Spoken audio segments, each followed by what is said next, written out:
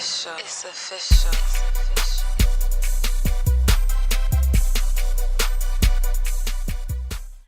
Hey, what's up, everybody? This is Dr. Regina Bradley, and this is Outkasted Conversations number 6. We're giving you 2 this week.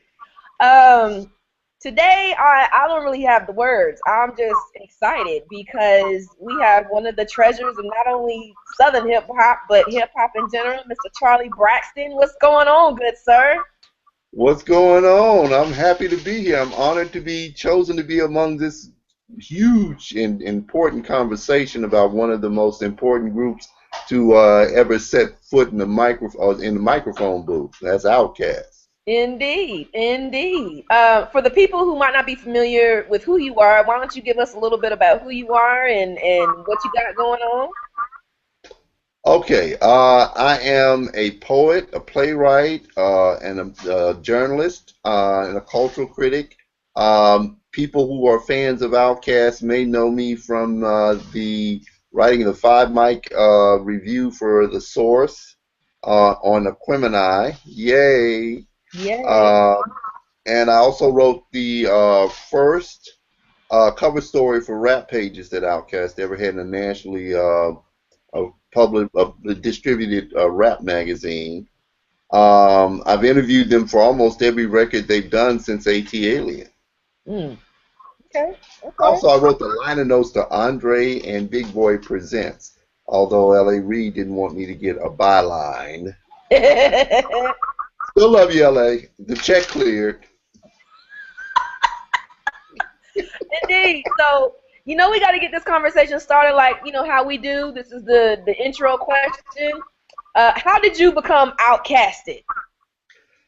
Wow, that's a great question to start with. I remember the first time I heard Outkast, I heard him when they put out the Players Ball single. I was at a record store called JJ's Record Mart in Hattiesburg, Mississippi, and a guy pulled up, and I heard the chorus. And Sleepy Brown, who sounds to me remarkably like Curtis Mayfield. So my first reaction was, damn, Curtis got a new record out. So when the guy turned the record off, the car off, the record went off, and I was like, yo, man, who is that? That's Curtis? He said, no, that's Outkast. They from Atlanta. And I was like, oh, I got to get with these guys. These guys, anybody that can invoke the spirit of Curtis Mayfield is all right with me. Mm-hmm. So that was my beginning, the journey, with Southern Playalistic Cadillac funky music. But they took me to the next level with AT-Aliens, and I've been riding with them ever since.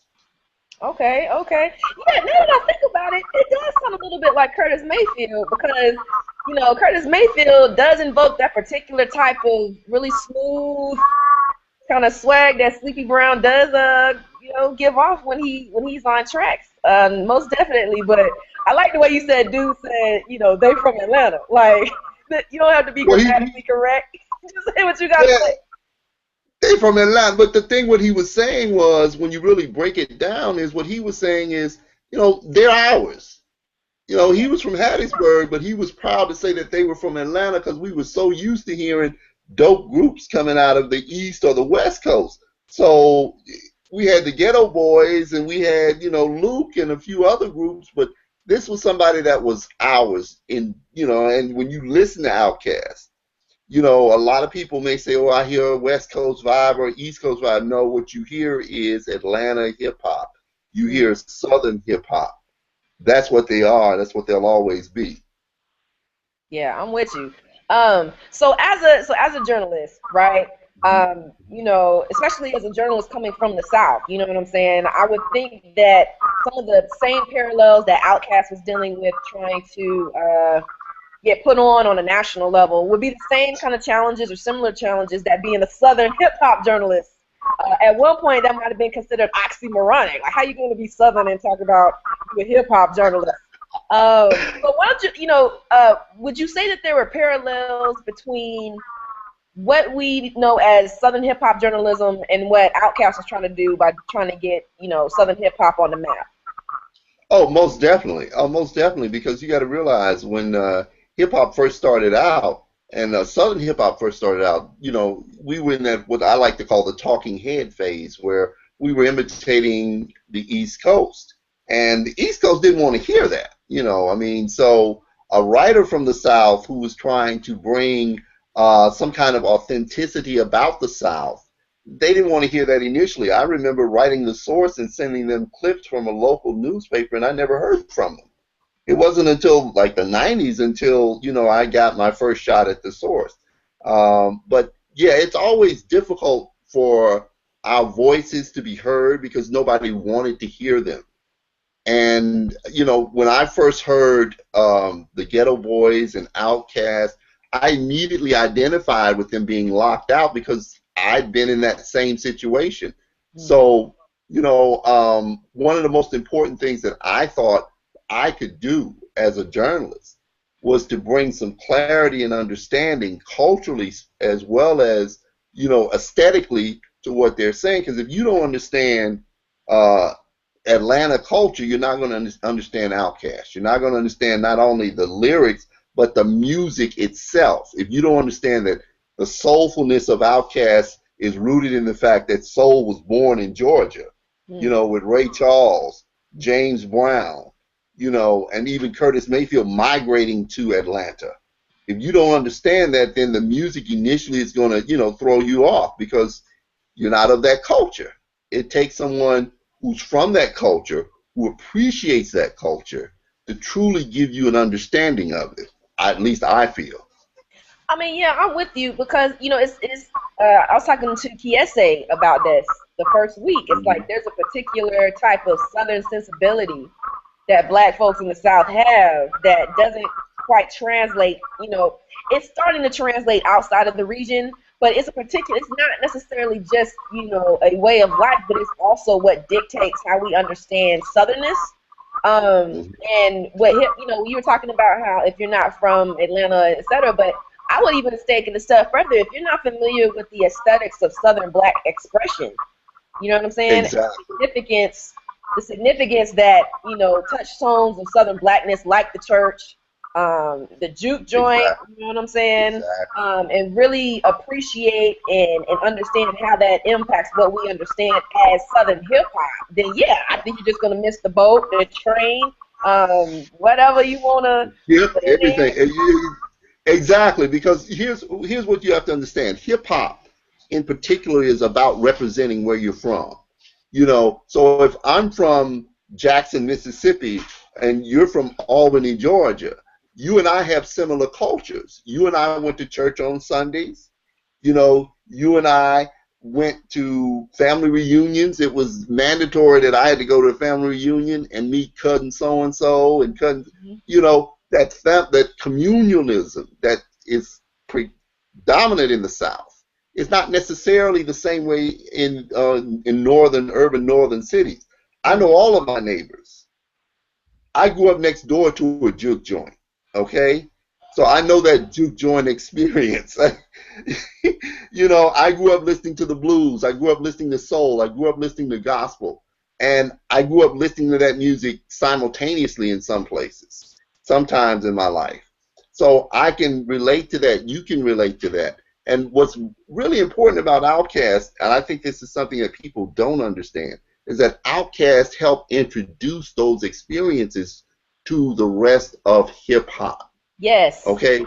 I was in the studio with them when they were mixing Rosa Parks. All right. And I remember when they first played I was probably one of the first people outside of their crew to hear the record because they were playing it. When they played that record, they were mixing it. And I remember thinking, wow, this record has gospel, blues, Miami bass, and soul, and hip hop all in one record.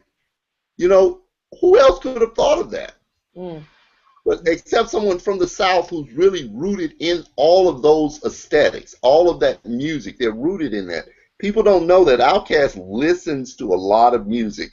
Big Boy and Andre listen to music constantly, and they're not just listening to themselves or their fellow peers from the South. They're listening to jazz, funk, reggae.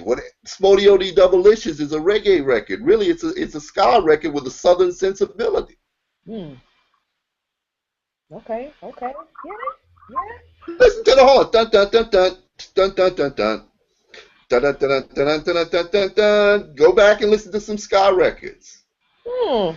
Well, when I first heard Spodio de Delicious, well, it was actually with a marching band. Like they were trying to transcribe it for the marching band, and I'm like, what is this? Like, the dude was literally sitting in the corner of the band room, and he had the CD player in one ear and the pen in the other, and he's like, I'm trying to transcribe this horn for the trumpet section. I played clarinet, so it wasn't about that that trumpet like. We went about there, but it was. But I mean, like I think that speaks to the way that Outkast translates. They breathe, like their music is organic, meaning that it can be, reflective of a particular moment or a particular aesthetic, but also influence these other aesthetics that are taking place. Um, Correct. Correct. yeah, but when you were talking about like, relating that southernness to a national audience, how were you able to do that in your own journalism? You know what I'm saying? I mean, like to be able to listen to something is one thing, but to actually articulate what that means on paper to an audience that's not familiar or doesn't have that sensibility that we're talking about, how was that? Was it difficult, or how did you approach that? What I approached it with is a love of the music, and I look at writing as talking on paper. So Mm. what I try to do is I try to have a conversation on paper with my audience. So I want to make sure that when I write, that I'm saying as much as possible, as clearly as possible. And I'm trying to put as many details in as much as possible so that, like for instance, when you're talking about Equimini, it's important for you to understand the relationship between a Gemini and an Aquarius Mm. because they're compatible.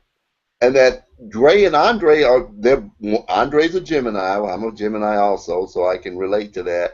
And Big Boy is an Aquarius. But when you're around them, these guys actually are really close. They finish each other's sentences. When I was interviewing them, you ask them a question, Dre will say one thing, and Big Boy will finish the sentence, and you're like, wow, how close they are in terms of music, in terms of understanding the world. Mm.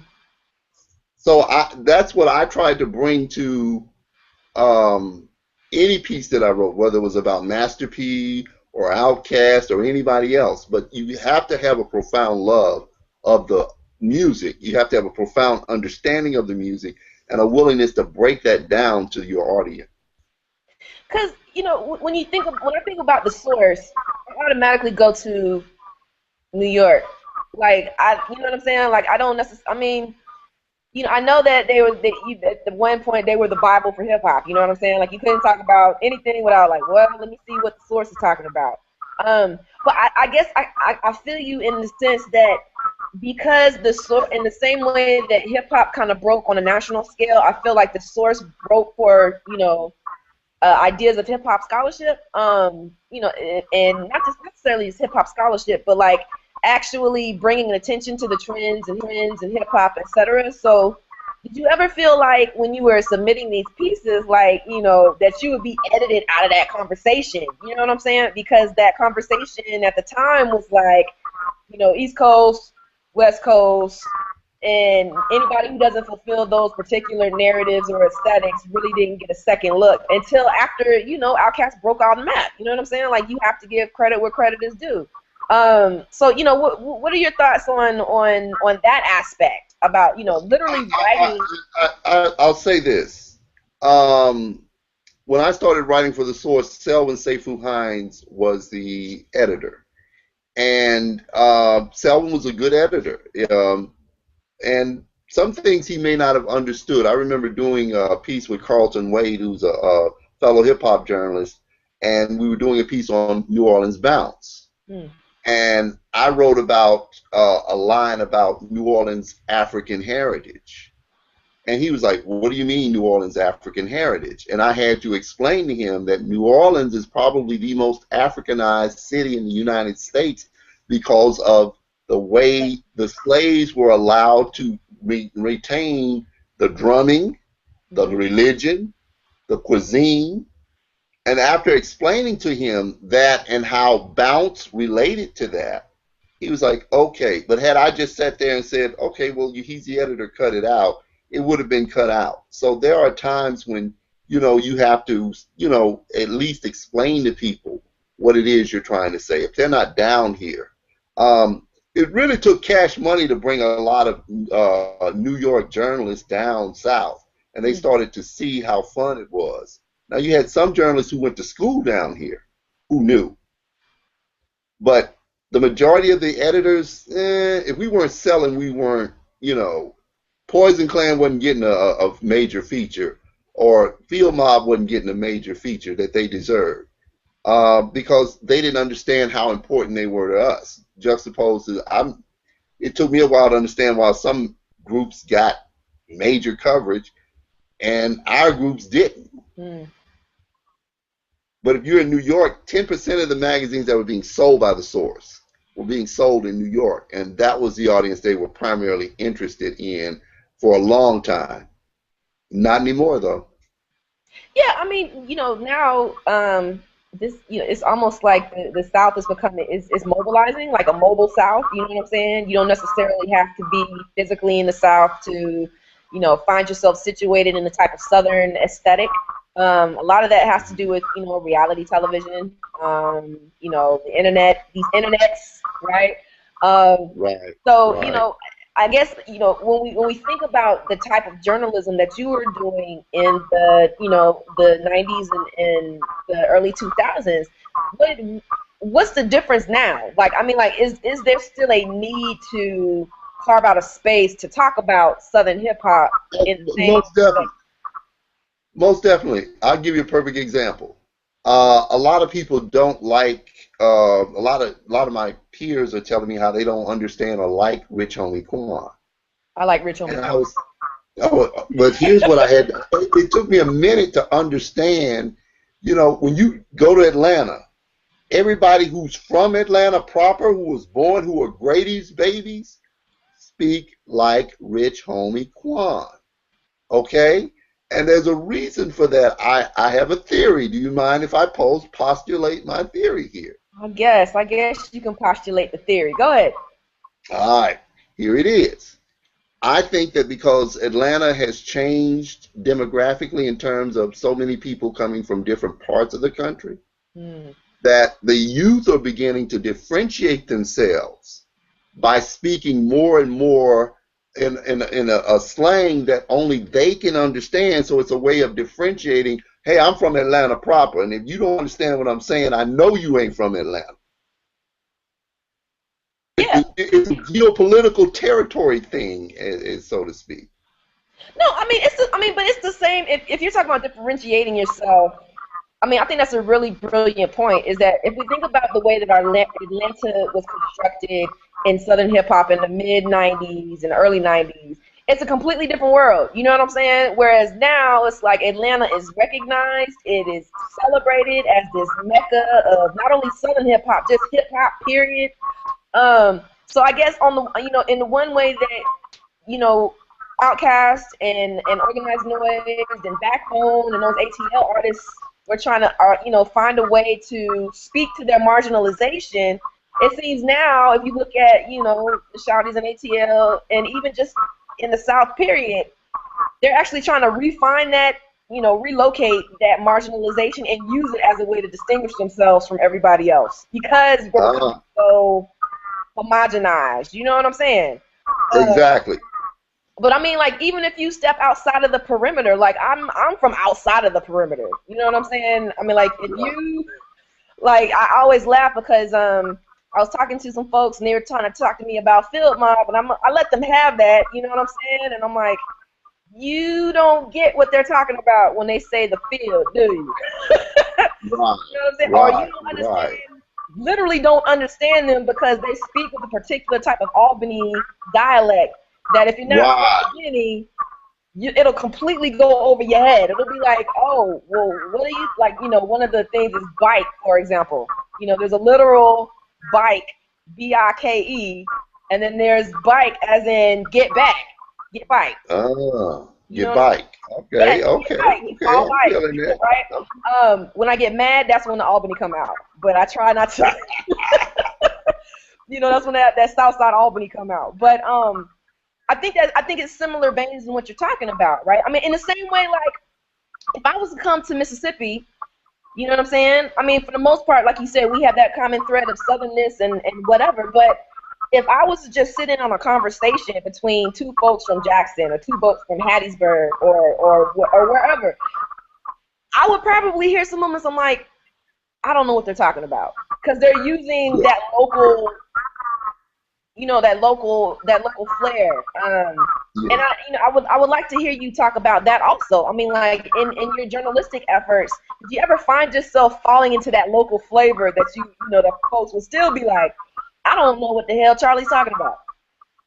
Well, you know what? Actually, I tried I was conscious of that, so I tried to suppress that as much as possible because I wanted to make sure that someone from New York, Connecticut, or LA could understand what I'm saying. Now, someone who was really good at that was Carlton Wade, whom I actually mentored.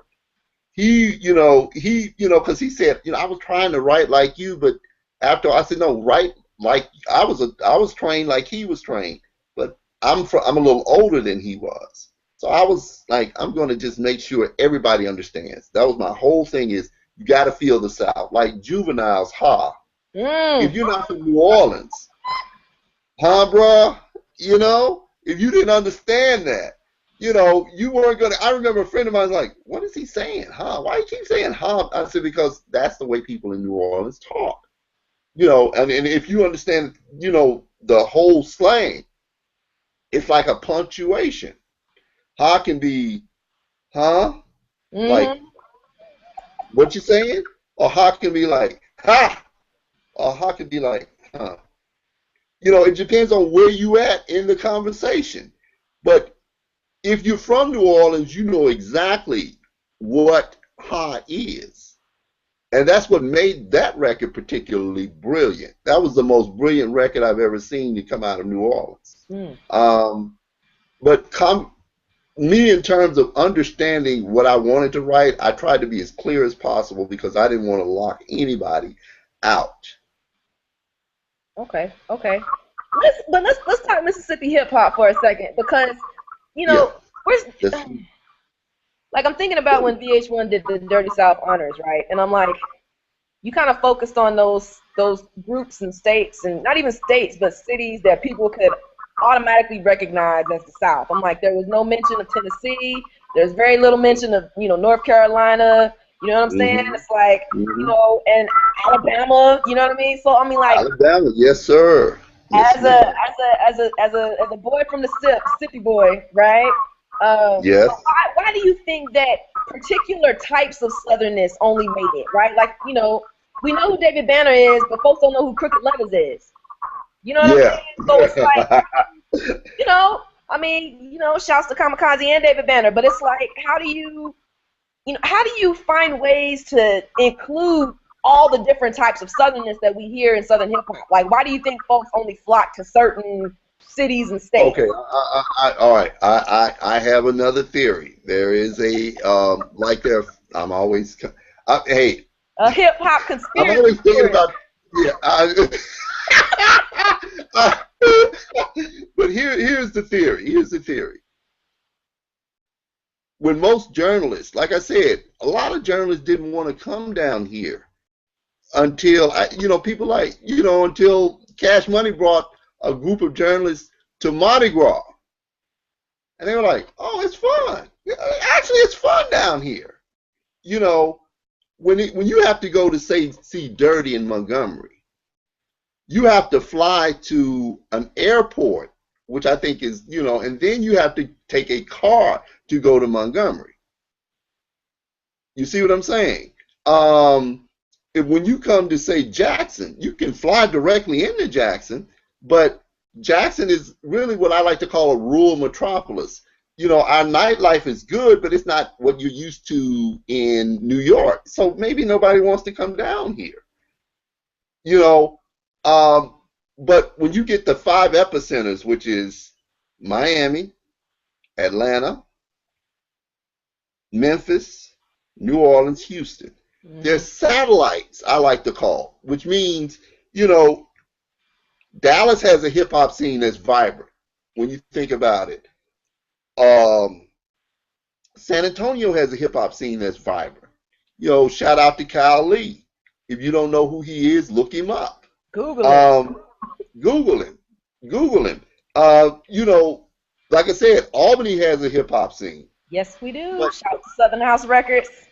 yes, sir. Yes, sir. But the problem is nobody wants to look outside of the major cities because the real story of Southern hip hop is the independent movement that's in these small cities. And I contend the next wave of Southern hip hop is going to come from these small towns, these unheard cities that are grinding, that's putting together some fantastic music that's rooted in their culture.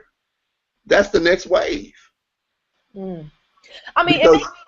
Go ahead. because like you said, you talk about the homogenization and mainstream of Atlanta, hip hop has always been about the margin. The margin moves to the center. So the more mainstream a city becomes, the more important the outskirts or the unheard areas become in hip hop. At least for me as a journalist. I mean, and for me as a hip hop scholar and as a pop culture scholar, that doesn't come from one of these hubs. You know what I'm saying? But it makes me think about like if we think of hip hop as this community of folks, right? In the South as a community of folks, it's almost as if you need like that creative space in order to recognize the folks that are still being marginalized. You know what I'm saying? Like, Mm-hmm. one Mm-hmm. of the things that just really just irks the hell out of me is I say I'm from Georgia, and people automatically say, "Oh, what part of You're Atlanta from are you from?" I'm like, I didn't say Atlanta. it, huh? I said I'm from Georgia, and they're like, "Okay, where in Georgia are you from?" I'm like, "From Albany," and they're like, "Albany? Well, where is that? How far is that from Atlanta?" I mean, like, I understand why these major cities are like touchstones, but I don't want them to be the only representations of Southernness because Southernness is just as complicated as any other aspects of hip hop, and I really just wish folks would get that. Um, but so I mean, it leads to the question, when we're trying to talk about making these spaces visible in this moment that's digitized and technology, everything.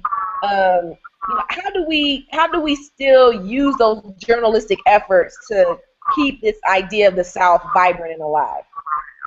Well, I think it's important that we start things like this. This outcasted conversation is very important. I think it's important that we start blogs. It's important that we, for a long time I wrote for Murder Dog, and I had a column called Extra Clips, which was strictly about Mississippi hip hop. People ask me what's the best moment I ever had as a journalist. The best moment, the most proud moment I ever had was when I convinced the editor of Murder Dog to do a special cover of the Jackson hip hop scene. And with the exception of David Banner, none of these guys had national, recognition or deals. None of them. But they were all superstars in their area. You know, to me, I'm always for the underdog. I'm always for the underdog. Um, I guess that's the southernness in me, because being from the South, we were always locked out of the mainstream. So we struggled to get to the mainstream, which is why it's important. Again, I'm telling you, Alabama's got some hot hip hop coming. Augusta, Albany, Baton Rouge, which even though Boosie's out and everybody knows Lil Boosie, there's some cats in Baton Rouge that are super hot that are going to rock the world. Shreveport, going to rock the world. Birmingham, Huntsville, Murfreesboro, Nashville. There's some hot hip hop in these areas. We just have to be diligent about bringing it to the forefront as journalists and scholars. Hmm. That's our mission. Our mission is to find it, expose it as the best we know how. I'm with that. I'm with that. But it makes me also think about, as a journalist who is from the South, right? I mean, we touched on it, but I want you to go into a little bit more detail. Why Hmm. is it important for Southern journalists and Southern writers to capture Southern hip hop? You know what I'm saying? Like, why do you think that that's important? In addition to that cultural knowledge, but why, the feel of it and the way that it's expressed. Why is it important to have Southern folks writing about Southern hip hop? Because every generation, every region has to tell his or her own story. Every person has to tell their story. Nobody can tell your story the way you can because you live the story. You know the nooks and crannies and nuances of that story better than I can. Um, that's important, because you have to give the people their voice. And by being a Southern writer, I strive to give my people their voice. And that's super important. Without it, you coming to New York, you're going to miss, like you said, bike, get bike. A cat from New York wouldn't understand that. Just like when I listened to Rakim and he was talking about my mic is the third rail. I thought that was a cool lyric, but I didn't understand what the hell he was saying until I saw Wild Style and Fab Five Freddy was telling the reporter, watch the third rail, it'll shock you, it's electric. I was like, wow. So it's important that someone from that region who understands those nuances. Now, that's not to say someone who's culturally insensitive can't become sensitive, but you know, my family's like this. I don't know your family. If a stranger comes in the room, they're not gonna tell the stranger everything they know. They got to get to know you. A perfect example is Juvenile told a particular reporter Hmm. one time that he had a job wrestling alligators. And the reporter actually wrote it, but that wasn't true. Juvie was pulling his chain because he was an outsider. I, you know what? I think that's interesting though. Like, when we talk about being outsiders, on the one hand, Southern hip hop is still the outsider of national hip hop, especially when you look at it in history. But then it's like, on the flip side of that, when folks who aren't from the South try to get in, I mean, like, I don't know how y'all do in Mississippi, but one of the main questions if you're meeting somebody new, the Who, first question people ask is who your people is. who your people are, yeah. They And you ask know who what? your people, and if you can't give a person that they know from it's like everything shut down. It's like nope, Shut down. nope, Shut down nope, until somebody say that's my cousin from New something. York or that's my uncle from California. You are a stranger, and it's gonna take a long time for them to warm up to you. You have to become an honorary Southerner. Now, here's one of the things that I like to do when I interview um, artists who aren't from the South. I ask them where their parents are from. Right. And the reason why I do that is because I notice the New Yorkers and East Coast people and West Coast people that I actually can relate to better. When I dig into their background, they're either from the Caribbean or they're from down south. They're from North Carolina, South Carolina, someplace like that. Because the South, no matter what happens, where your parents are from, like my grandmama say, that's where you from. Mhm. Mhm. You have a cousin say, "Oh, I ain't from Mississippi, I ain't from Alabama, I ain't from Georgia." But your mama from there, so that's where you from. Right. Right. Right. I'm with that. Exactly. Exactly. I want to talk about how you said you wrote the liner notes, right? Because Hmm. with Big Boy and Andre present Outkast, I find the title really interesting, right? Like it's almost a reaffirmation of this is us presenting our identity, who we see ourselves as in this larger, hip hop and pop Hmm. music spectrum. As the writer of the liner notes for that project, did you pull on your previous interactions with them to write that? Because if you're talking about this is how they present themselves, how you view them as presenting themselves, did you pull on your past, interviews or interactions to write those notes? Yeah, I did that, and also my own understanding of their music, because the whole purpose of that record was Quim had brought a whole, because here's the thing about Outkast. Outkast sells more records almost with each, with the exception of the Idlewild soundtrack. They sell more records with each release. So by the time you got to Aquemini, they had doubled their fan base, but they had brought fans who weren't familiar with Southern Playalistic Cadillac Funky Music or AT Aliens. They just picked up the Aquemini record because the 5 mic review and the whole push for it. So the whole idea was for us to catch our new fans up with our catalog. So that was the whole point of trying to put the liner notes together. That job was a rush job, I'll say that, because it was like, let's get this together, let's make it happen now. And I did talk to Andre. I did talk to him because it was I put something about Miss Jackson that he didn't necessarily want in, so he called me after it was written and said, "Hey, you got to take this." No, it was a sample that I thought I heard. He's like, "No, not a sample. We played that." And we talked a little bit about that, and then that was it. And then I think I used the word Andre Benjamin, N-E-E, and he said, "What does that mean?" I said, "That's a French term. It means it's otherwise known as or named." He said, "Oh, okay, we can keep that in. Cool. You know what you're doing over there." So it was a good experience. Okay. I don't know. I guess it depends on who you talk to. Aquemini, I mean, like if you follow, like if you map out the impact, right? So, I mean, like you got Southern Playalistic, that's the South got something to say. You know what I'm saying?